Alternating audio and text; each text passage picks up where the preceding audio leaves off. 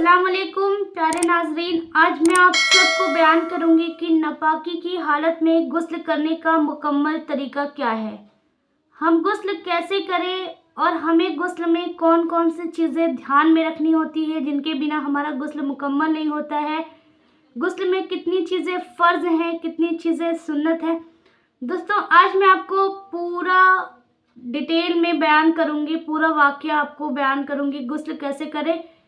देखिए, बहुत सी ऐसी औरतें होती हैं जो गुस्ल मुकम्मल नहीं करती हैं और कुछ गुस्ल होते हैं जो हमारे ऊपर फ़र्ज़ होते हैं। गुस्ल करना फ़र्ज़ है। हैज़ व नफास की हालत में हमें गुस्ल करना फ़र्ज़ बताया गया है। दोस्तों, हैज़ की हालत में तो हमें, जो कि हर लड़की को इस गुस्ल को करना चाहिए। हर लड़की के ऊपर ये गुस्ल फ़र्ज़ हो जाता है एक समय के बाद। तो देखिए, लेकिन फिर भी हमारे ऊपर फ़र्ज़ है, लेकिन हम गुस्ल मुकम्मल नहीं करते हैं। हम गुस्ल अच्छे तरीके से नहीं कर पाते हैं, जिनसे हमारा गुस्ल मुकम्मल नहीं होता है। दोस्तों देखिए, अगर हमारा गुस्ल मुकम्मल नहीं होगा तो हमारी कोई भी इबादत मुकम्मल नहीं होगी। हम चाहे नमाज़ पढ़ लें, चाहे कुरान की इबादत कर लें, देखिए गुस्ल हमारे ऊपर फ़र्ज़ है और गुस्ल में भी कई चीज़ें फ़र्ज़ हैं जिनके बिना हमारा गुस्ल मुकम्मल नहीं होता है। तो आज मैं आपको डिटेल में पूरा लाइन टू लाइन आपको समझाऊंगी कि गुस्ल में कौन कौन सी चीज़ें हैं जो हमारे ऊपर फ़र्ज़ है। गुस्ल में हमारे ऊपर कौन कौन सी चीज़ें हैं जो फ़र्ज़ बताई गई हैं। दोस्तों, गुस्ल में हमारे ऊपर 3 चीज़ें फ़र्ज़ बताई गई हैं। पहली कौन सी चीज़ें हैं?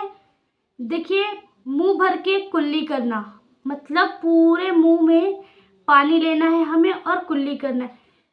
ऐसे हमें पानी को मुंह में टच करना है कि गोश्त के एक एक रेज़े में पानी हमारा पहुंचना चाहिए। 3 मरतबा हमें कुल्ली करनी है। उसके बाद में नाक की नर्म हड्डी तक पानी जाना चाहिए। ये भी हमारे ऊपर फ़र्ज़ है। ये दूसरा फ़र्ज़ हो गया।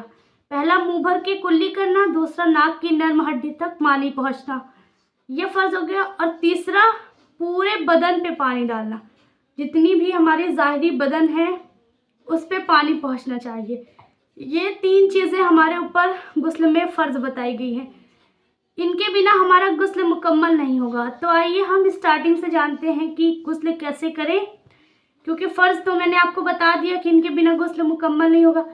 देखिए, हम गुस्ल करने जाते हैं, हम जिस जगह पे बैठते हैं, पहले हमें थोड़ा सा दर बदल करके, जैसे हम यहाँ बैठे हैं तो थोड़ा अलग हट के हम बैठें। अपने दोनों हाथ को अच्छे से धुलें। दोनों हाथ को अच्छे से धुलने के बाद में हमें अपना कि शर्मगाह धुलना चाहिए। अपना पूरा शर्मगाह अच्छे से धुलें।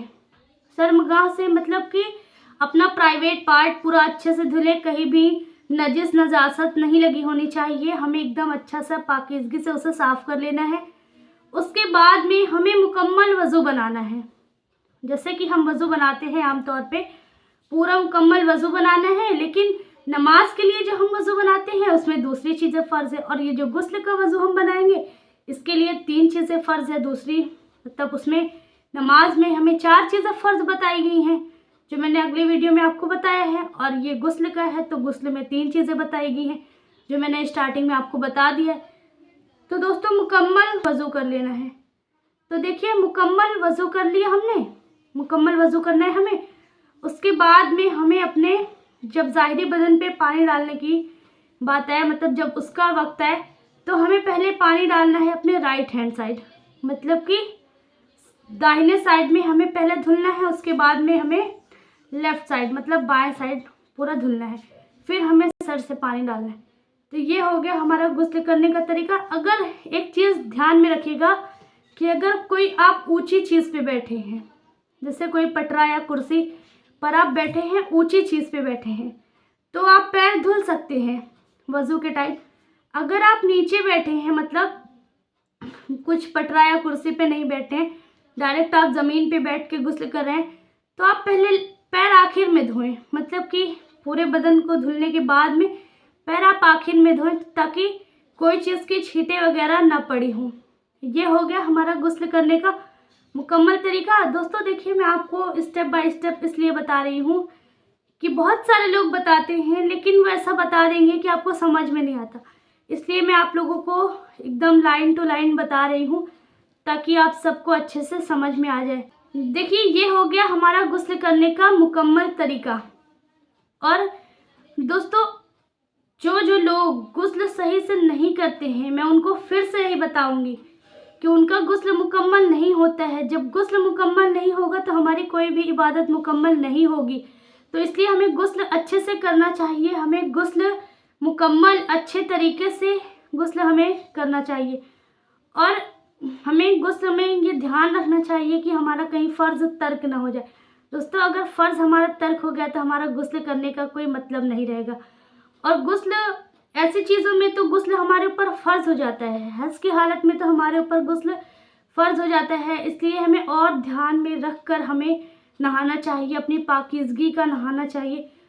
और गुस्ल तो ऐसे तरीके से करें कि गुस्ल से हम पाक भी हो जाएं और हमारे लिए सवाब का ज़रिया भी बन जाए। इसलिए हमें इतनी अच्छे से इस तरीके से गुस्ल करना चाहिए। लेकिन मैंने बहुत सारे ऐसे लोगों को देखा है जो मतलब सुना है उनके मुँह से, और घर में भी है कि बहुत सी ऐसी औरतें होती हैं या फिर जो पहले की औरतें होती हैं, ये बहुत सारा ऐसे बताएंगी कि ये पढ़ लो, वो पढ़ लो गुस्ल करने के लिए, पाक करने के लिए। दोस्तों नहीं, देखिए, अगर हम कुछ पढ़ेंगे गुस्ल करने में तो जो हमारे ओंठ पे कुरान शरीफ के आयत होते हैं वो हमारे ओंठ के पानी से छू करके नाली में जाएंगे। तो हमें नहाते वक्त नहीं पढ़ना चाहिए, हमें एंड में पढ़ना चाहिए। जो भी आप जिसके घर में जो बताया जाता है वो आप पढ़ सकते हैं। लेकिन हमें एक ऐसा पता है जो मैं आपको बताने जा रही हूँ कि गुस्ल करने के बाद में एक छोटी सी आयत होती है हैज़ की। गुस्ल करने के बाद में जब हम लोग हैज़ का गुस्ल करते हैं तो एक छोटी सी आयत है जो है कि हम नहाने के बाद में उसे पढ़ें। 1 मरतबा पढ़ें या 3 मरतबा पढ़ें आप। तो है कि अब तस्लो मिन गुस्लिल हैज़ लिरफाना हिदायफ। मतलब ये छोटी सी आयत है हैज़ के नफास के नहाने के बाद हम लोग इसे पढ़ते हैं। नहाने के बाद, गुस्ल करने के बाद जब हम लोग कपड़े वगैरह पहन लेते हैं उसके बाद हम ये छोटी सी आयत पढ़ लेते हैं। लेकिन दोस्तों, जैसे बहुत लोग कहते हैं कि जैसे हम लोग नहाते हैं कलमा पढ़ते रहें और नहाते रहें। नहीं, हमें कलमा पढ़ते हुए नहीं नहाना चाहिए। नहाने के बाद में हम कुछ भी पढ़ें, बाहर जाके कुछ भी, लेकिन हमें नहाते टाइम नहीं पढ़ना चाहिए। क्योंकि आप खुद सोचिए कि हम पढ़ रहे हैं, मुंह में हमारे कलमा है और पानी लेके हम कुल्ली कर रहे हैं, तो वो पानी कहाँ जा रहा है? गंदी नालियों में जा रहा है। तो इसलिए हमें उस टाइम पे नहीं पढ़ना चाहिए। और एक चीज़ का और ख़ास ख्याल रखें कि दोस्तों, बहुत लोगों को मैंने देखा है कि नहाते वक्त वो लोग बातें करते रहते हैं, मतलब अंदर से बोलते रहते हैं, बातें करते रहते हैं। देखिए दोस्तों, हमें बात नहीं, नहाते वक्त बोलना नहीं चाहिए। नहाते वक्त हम लोगों का जिस्म खुला हुआ होता है और नहाने टाइम हम लोग को बोलना एक गुनाह माना गया है, सही नहीं होता, नहीं बोलना चाहिए। और बहुत सारे ऐसे लोग कहते हैं कि अगर हम नहा रहे हैं तो नहाते वक्त बोलते हैं तो अगर फरिश्ते अंदर आ जाते हैं, वो हमें खुला हुआ देख लेते हैं। बहुत सारे लोग ऐसे कहते हैं कि हमें नहीं बोलना चाहिए। लेकिन दोस्तों, हमें पहले अपना गुस्ल अच्छे से मुकम्मल करना चाहिए, गुस्ल पे ध्यान देना चाहिए। उसके बाद में हम गुफ्तगू बाहर आके भी कर सकते हैं। इसलिए हमें अंदर बातचीत नहीं करनी चाहिए, हमें अपने गुस्ल पे ध्यान देना चाहिए ताकि हमारा गुस्ल मुकम्मल हो सके, कोई भी चीज़ें तर्क ना हो सके। तो ये था हमारा मकसद, आप सबको गुस्ल करने का तरीका समझाने का। दोस्तों, मैं उम्मीद करती हूँ कि आप सबको वीडियो पसंद आई होगी। अगर हमारी वीडियो आप सबको पसंद आई है तो आप सब सदकाए जारिया समझकर वीडियो को आगे शेयर करें, और हमारे चैनल पर नए हैं तो चैनल को सब्सक्राइब करें। और अब मिलते हैं एक ऐसी ही नॉलेजफुल वीडियो के साथ। तब तक के लिए दुआ में याद रखना। अल्लाह हाफिज़।